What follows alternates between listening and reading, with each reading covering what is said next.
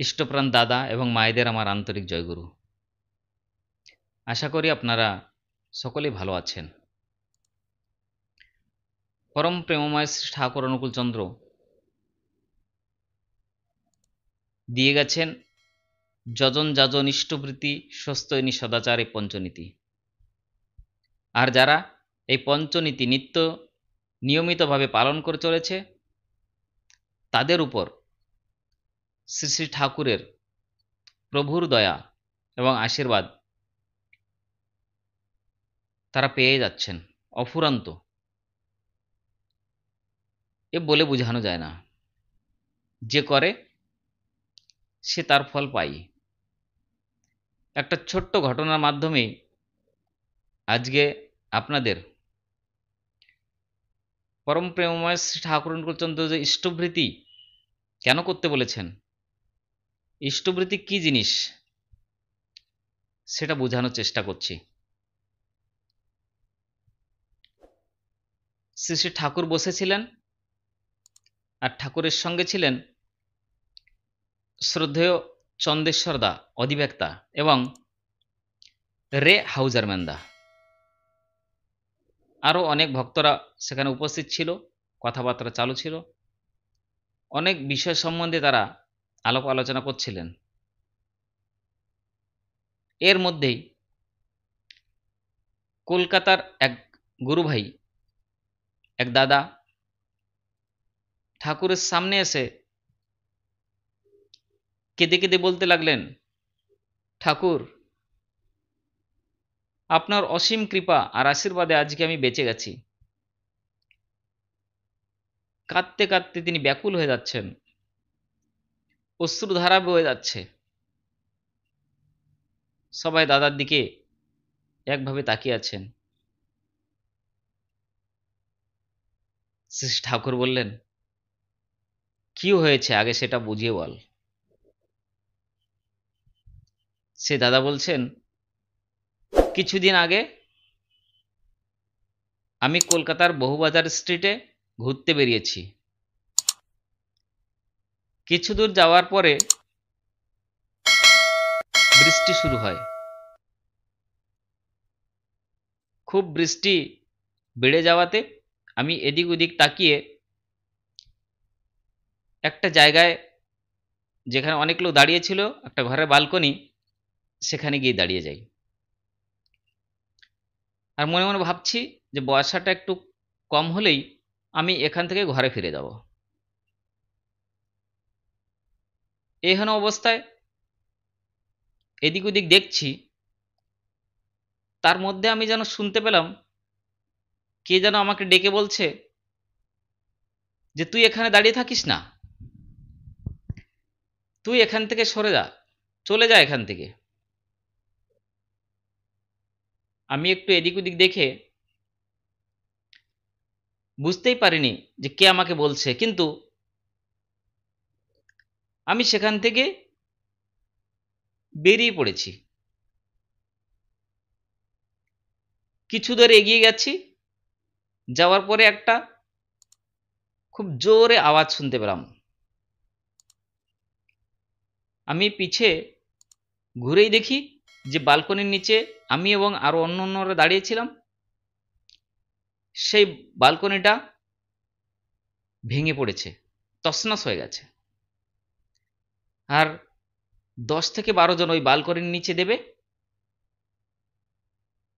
যারা দাঁড়িয়েছিল তারা মারা গেছেন। দেখেই আমার কেমন যেন একটা বোধ হলো যে আজকে আমাকে কে বাঁচালো, আমাকে কে ডাকছিল, কে বলল এখান থেকে সরে যা, এখানে থাকিস না। তখনই বুঝতে পারলাম তিনি আর কেউ নয়, সে আপনি, দরদি, আমার ঠাকুর। আপনি আমাকে বাঁচিয়েছেন।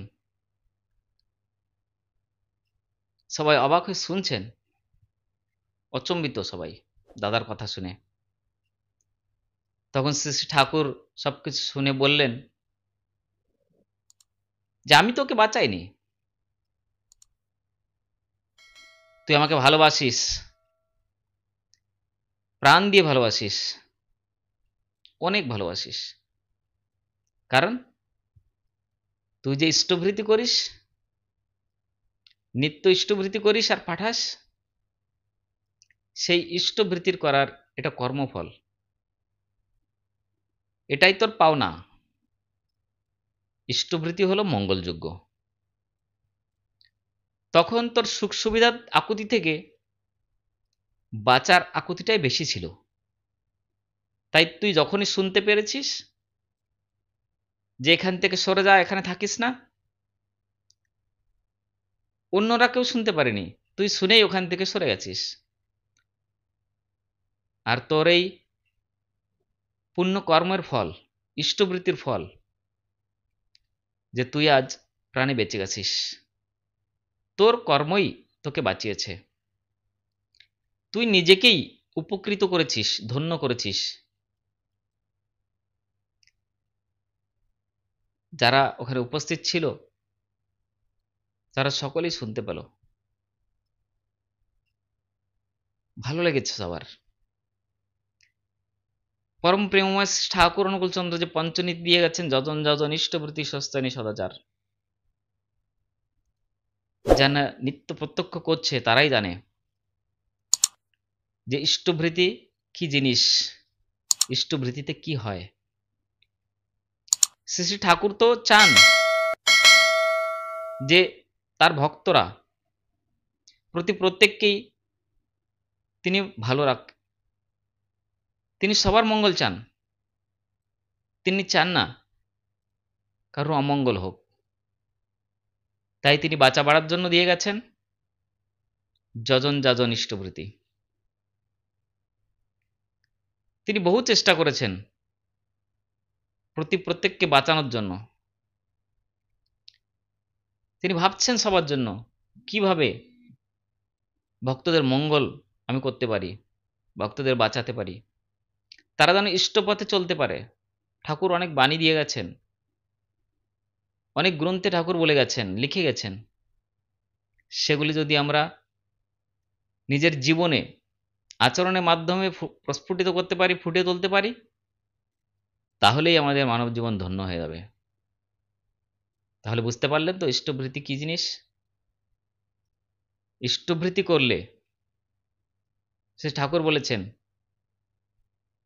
কিছুই হবে না, জমেও ছুতে পারবে না। যে কাটায় কাটায় ইষ্টভৃতি করে তার অমঙ্গল কখনো হয় না, সব সময় তার মঙ্গলই হয়। তাই আশা করি আপনারাও চেষ্টা করবেন পরম প্রেমময় ঠাকুর অনুকূলচন্দ্র যে বাণী, যে গ্রন্থ যা দিয়ে গেছেন সব আমাদের জন্য দিয়ে গেছেন, আমাদের জীবন ধন্য করার জন্য, জীবনকে সাফল্যমণ্ডিত করার জন্য। সবাই ভালো থাকুন, সুখে থাকুন এবং এভাবেই নিত্য ইষ্টকর্মে নিজেকে ব্যস্ত রাখুন। জয় গুরু। দেখা হবে আরেকটা সুন্দর ভিডিওর মাধ্যমে।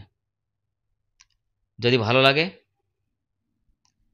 আপনাদের বন্ধু বান্ধবদের শেয়ার করুন এবং এই চ্যানেলটি সাবস্ক্রাইব করুন। জয় গুরু, বন্দে পুরুষোত্তমম।